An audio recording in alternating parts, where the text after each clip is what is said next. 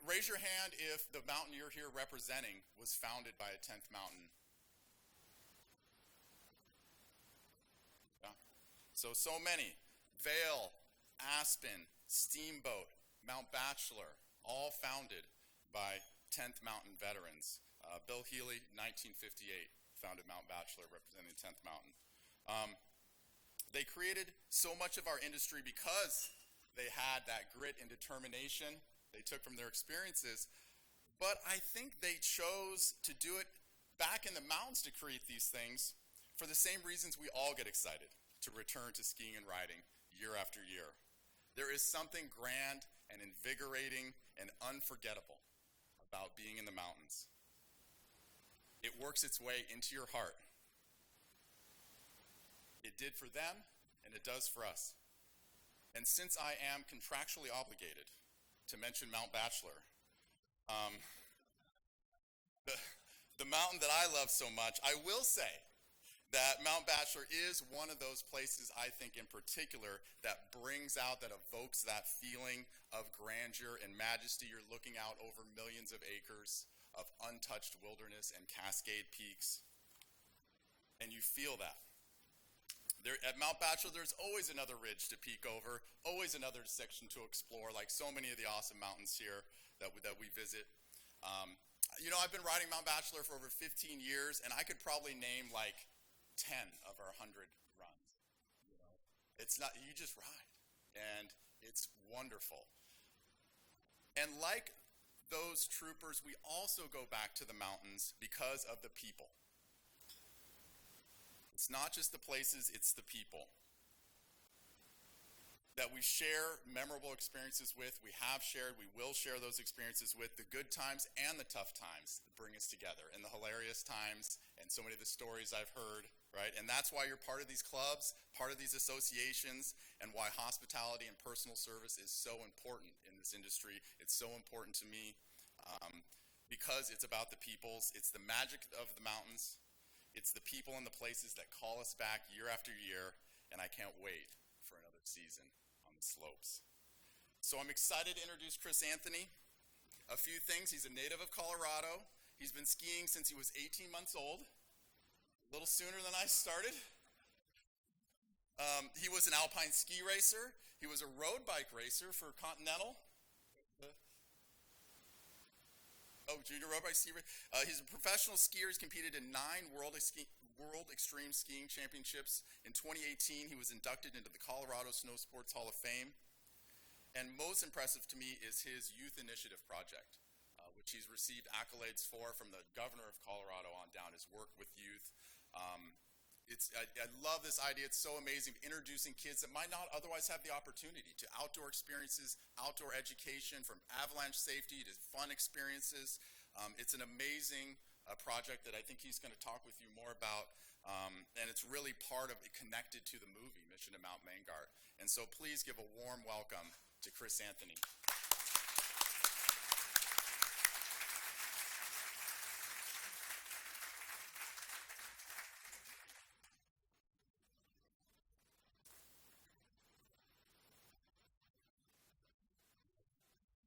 How's everybody doing?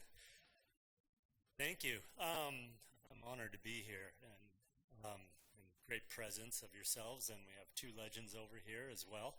So I thank you all for being here in attendance. My history, like Lexi, was everything that I've done has been connected to the fact that I got introduced to this sport, and even my foundation.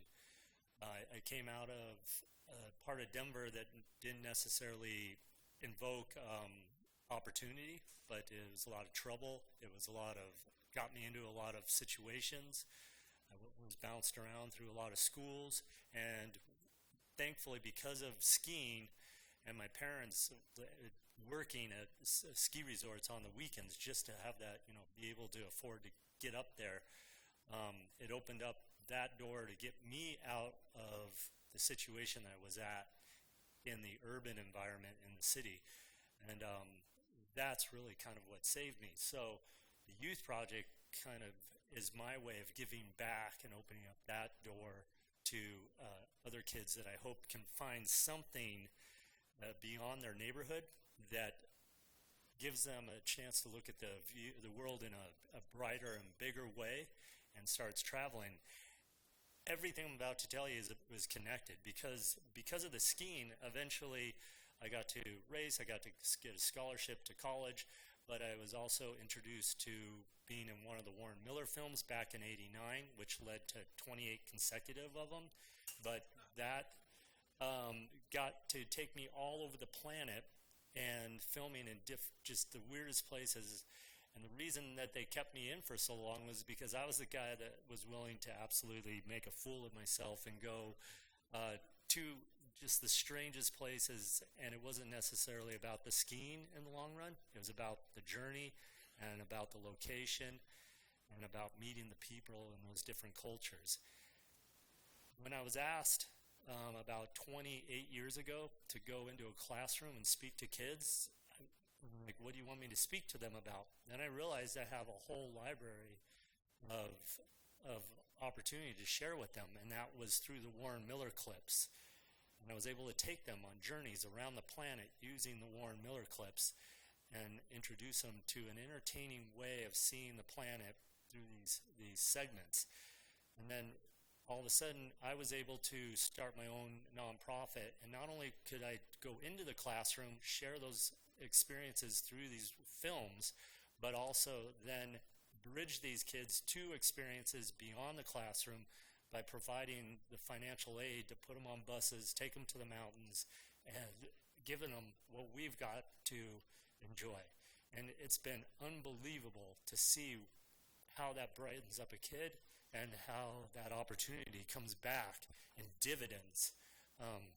It's kids have come up to me, they're like 6'2" now, and they go, Chris, remember me? You spoke to me in 5th grade. And you told me these things. And then we went on a ski trip. Now I'm at school and I'm doing this, and I've been doing these things. I'm working at a ski area. It's amazing what that short moment in time can do, and what this sport could to open doors to. So that's kind of the relations of all this.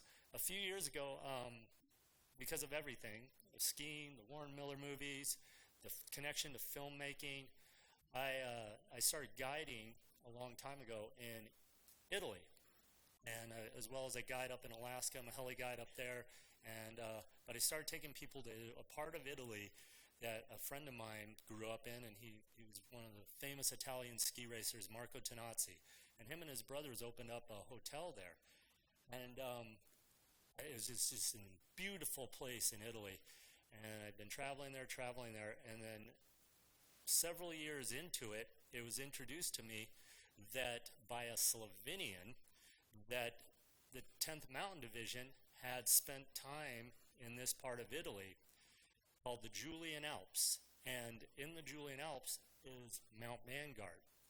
And what I found out is that the 10th Mountain Division had a ski race June 3rd, 1945. Now, none of this made sense to me because my history was a little off, because this part of the 10th Mountain Division history isn't very well documented. Also, history has become boring for many students in schools. So I started bringing history back into the schools by sharing the story of the 10th Mountain Division. Now all of a sudden I learned this new story about the 10th Mountain Division, so this gave me an excuse to go back to Italy and possibly film a segment about the 10th Mountain Division, about this ski race that took place June 3rd, 1945. I pitched it to the Warren Miller guys. Unfortunately, they have gone through some ownership changes, which actually turned out to be a blessing in disguise for me, because it took me down a rabbit hole so deep that I've spent the last 7 years putting together a film called Mission Mount Vanguard. And just for the heck of it, during COVID and finished the editing, I thought, what the heck, I'll submit it to some film festivals. And I didn't want to submit it domestically because I want to use the film domestically here to raise money for my youth project. So I produced the film underneath my youth project as educational programming. And any proceeds that come from this film during these events over the next, hopefully, couple of years will all go into my youth project. But it ended up winning at Cannes. Best historical documentary. It won the best documentary at Castabella Film Festival just recently, and best feature-length documentary Florence, and silver medal Milan. And I didn't have enough money to buy music, so I learned how to score music myself over COVID. And it's amazing what you can do with a computer these days. And so it won a Best Original Score from Florence Awards, and it also scored one in Milan. And I had some volunteer cameramen in Europe help me out when they fell in love with the story, and they're proud because they are also finalists for Best European Cinematography. And this is just my home project that I did as part of the goal to raise money for my youth project. But along the way, it's been wonderful because of the things that I've met. So I've been going to this part of northwestern Italy for the last 25 years. 7 years ago, as I told you, I came across this story. The 10th Mountain Division ended up in this part of the world from May to July 1947. I'll give you a little taste of what this place is like. Let me turn the volume up.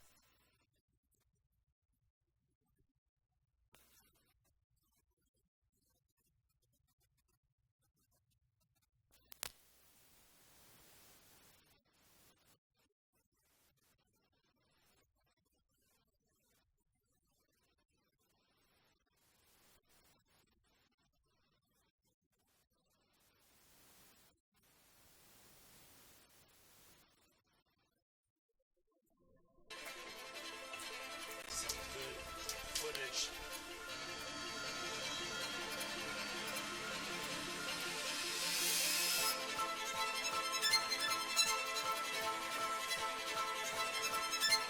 To make this happen, we're the skiers.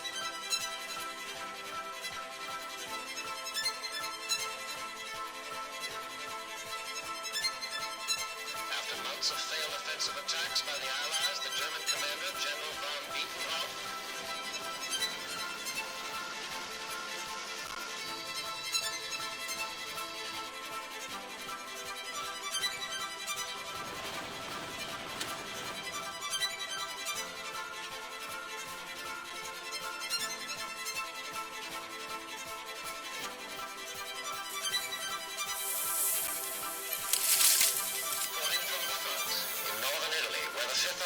come to a standstill. General von Bietenhoff continues to hold the Germans' defensive position.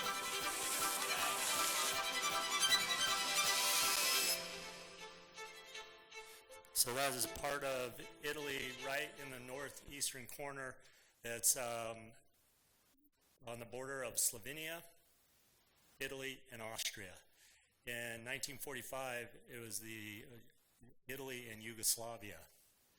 I started going there quite some time ago because of my friend Marco Tenazzi, and we started bringing people over, and it's called the Julian Alps. And just recently I started taking people over biking, and I was just there last week. Hey there, it's Chris Anthony, and I'm in Italy with a couple friends. We're taking them on a bike trip, but I gotta show you this, because this is part of my movie, Mission Mount Vanguard. This is what was the catalyst for all of it. So right there, in front of me, in that yellow building right there, in 1945, May to July, this became the 10th Mountain Division headquarters. And I did not know that for years and years and years as we were cruising by it. Why? Because this was close to the Yugoslavian border. We're going to pop off the road here. But today I'm taking my buddies right here. We're going to actually ride up to Vanguard. But this is an old mining town that definitely served a lot of purposes during World War I and World War II. So Cave del Predel here, it's actually starting to be remembered a little bit. Obviously, this was part of the Hungarian Empire at one point, and as you can tell by a lot of the things that are around here, such as this.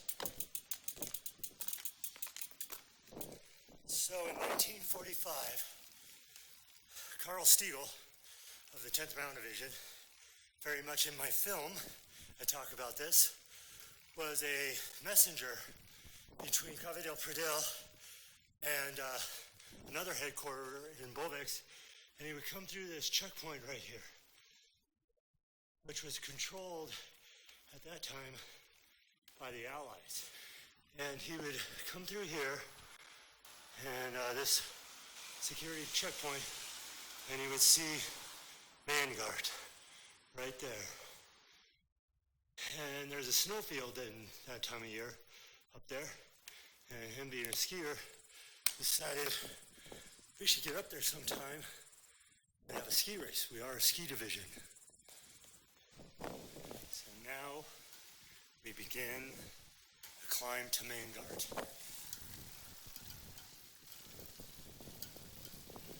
22% here. That's Vanguard up there.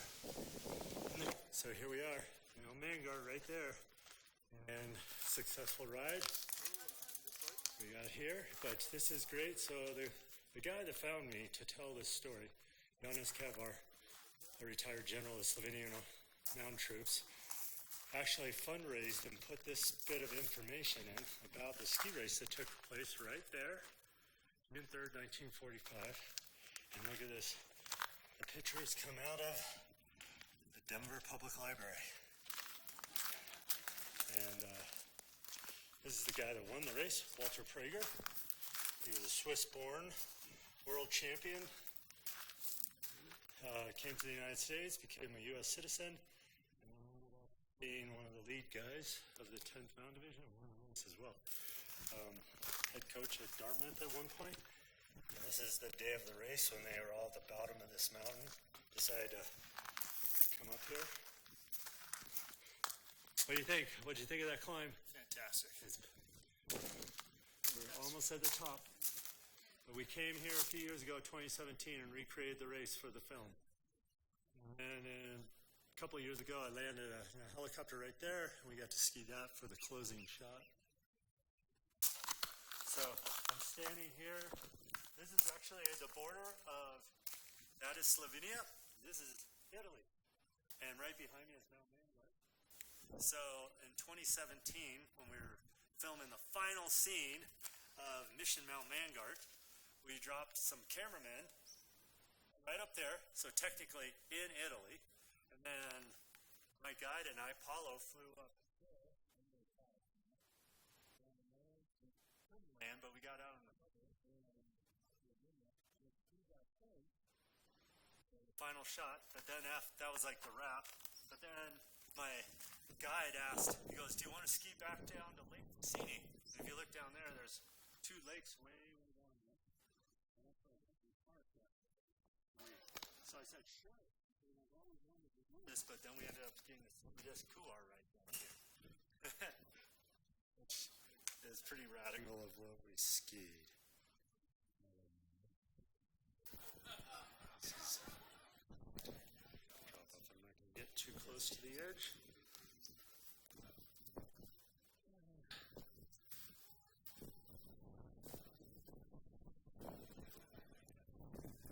Greg out there.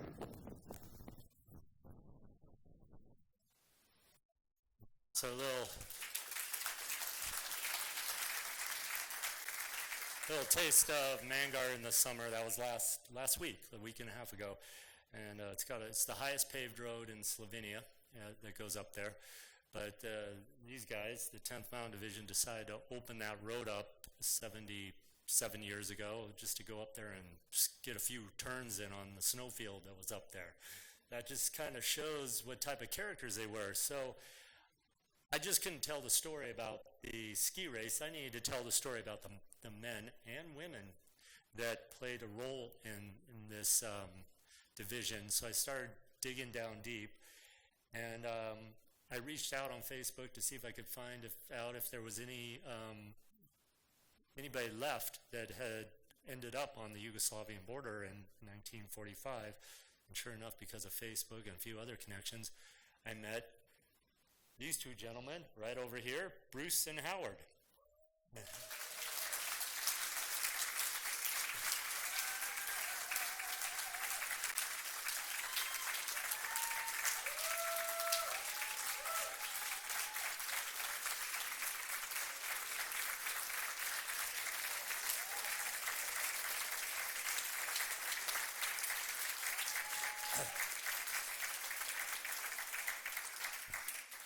They are more than remarkable. Their memories are unbelievable.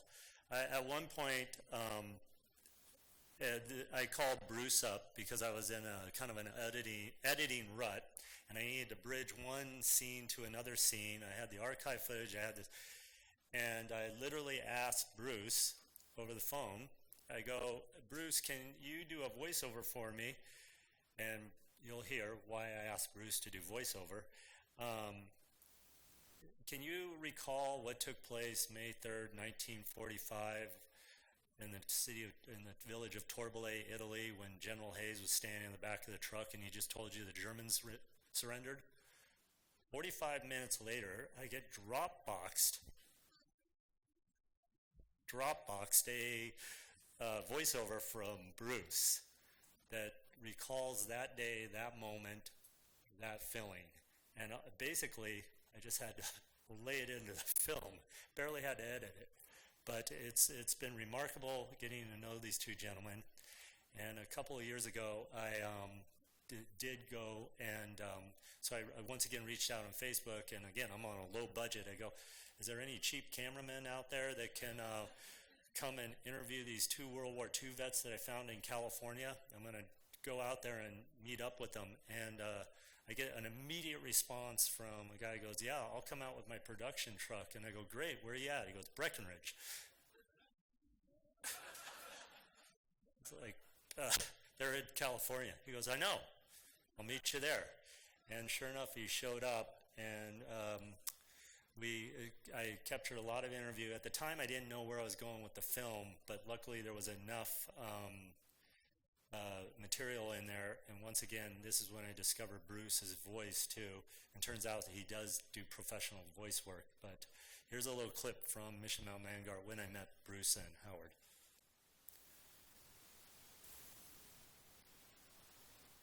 The rest of 1939 woke up a few Americans. One of those individuals was World War I veteran and founder of the National Ski Patrol, Charles Minute Dole. Dole recognized the fact our military was not prepared for cold weather combat. It was Dole who inspired the creation of what would become the 10th Mountain Division. I was inspired to dig deeper and managed to locate two 10th Mountain Division veterans living near one another in California. Meet Bruce Campbell and Howard Cook. They were both 17 years old when they volunteered to serve. Because of their athletic backgrounds, they ended up in Camp Hale, Colorado. Bruce and Howard welcomed me into their world. Both were proudly displaying 10th Mountain Division patches and wearing Cappella headwear as a tribute to the Italian Alpini, the oldest mountain troop in existence. I could not wait to sit down with these two gentlemen and reflect back in time.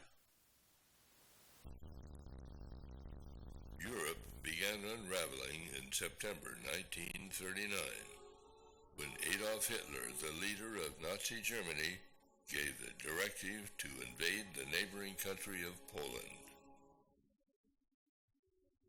Immediately after this invasion, the Prime Minister of Britain, Neville Chamberlain, declared war on Germany. Meanwhile, to the north, another conflict was underway, the Winter War. This offensive began when the Russian dictator Joseph Stalin sent his massive army into the small country of Finland. The Finns, outmanned and outgunned, defeated the powerful Soviet army by outmaneuvering them on skis. Amongst them was World War I vet Charles Minute Dole. Many, as his friends referred to him, was the founder of the National Ski Patrol System. Dole pointed out that should America be pulled into a winter war, we lack the specialized mountain troops to take on such a battle. But we do not lack the skiers to form such a special unit. Dole took this bit of knowledge to the Chief of Staff of the War Department, General George Marshall, and suggested it was time to make soldiers out of skiers. General George Marshall and President Franklin D. Roosevelt gave Dole the green light. Dole received a letter from the War Department. Approval had been given, along with a blank check, to go ahead and develop a new experimental unit of the United States Army. At the core would be skiers. This experimental light infantry unit endured many months of intensive and grueling training in the Colorado Rockies to become the only division in the U.S. Army designed for mountain warfare.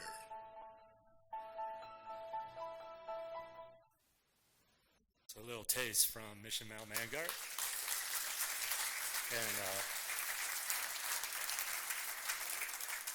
And Bruce's voice. Thank you, Bruce, for being so helpful in this film. You added so much to it. When I went down this rabbit hole of discovering all of these different stories, there's so much of it, so I hope you do have an opportunity to see the film. And maybe one of your ski clubs would want to host it, put it on, and use it as a fundraiser. That's how I would like to return to the ski industry with this showing of this film. But and I'll supply you with what you need to make it happen. And I would love to be there to also host it and do the Q&A. But one of the things that's very special about it is the stories I've discovered, and one of them was about a woman by the name of Deborah Bancart, that her story totally went ignored, and she played a significant role in the development of the 10th Mountain Division. She was recruited as a recruiter, and so she traveled the country with a ski film and signed up men for the division. It helped having a cute girl showing a film at après parties, signing guys up to join a military unit that was going to be based in Colorado. So it was an easy sell, but they did it right. So anyways, I'll give you a little more taste of, here's a teaser from the film. And again, I reached out to Bruce and I go, I need to do a quick teaser. Can I send you some dialogue? And can you do a voiceover for me? And he goes, sure, as long as you make the font really big. So I must have made it big enough, because here's the teaser to Mission Mount Vanguard.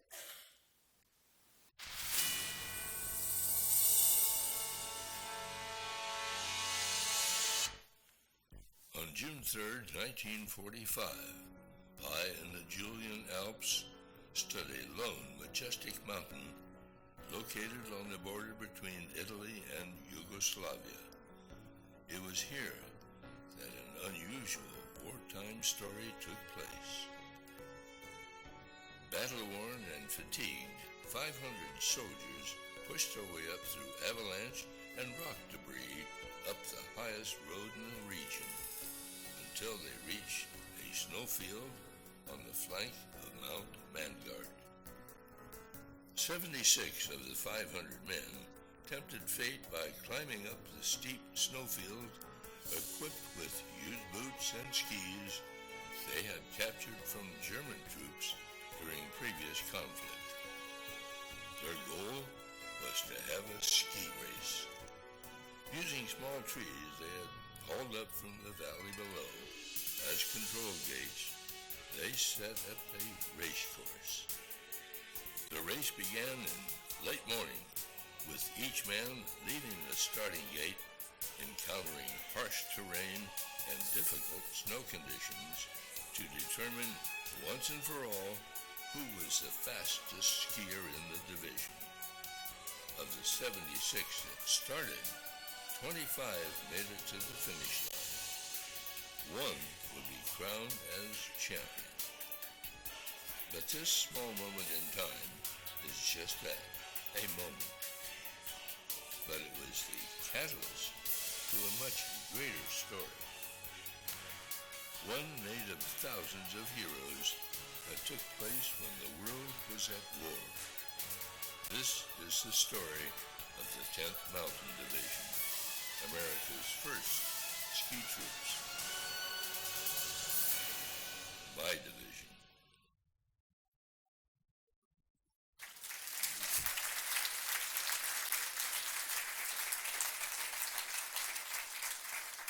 So there you have it. Another missing part is that when I told a certain individual about the story, a bit Deborah Bankart, she wanted to make sure that she was the one that told the story. So Michaela Schifrin is part of my film and volunteered her time towards this great story. So anyways, like I said, a lot of all the proceeds, unless I partner up with an organization that wants to host the film, I'll always have a portion of it come back to my youth project, but I would also like for it to benefit ski clubs, community outreach, or something. So that's the model of how distributing the film. And so I know there's a lot of clubs out there, and this would be a great way to do an event, a social event or something. It's an entertaining film and about these great men. So I say thank you for allowing me to be here tonight, and thank you, Bruce and Howard, for also being here present. This was the first time they got to see that, so I appreciate that. Thank you.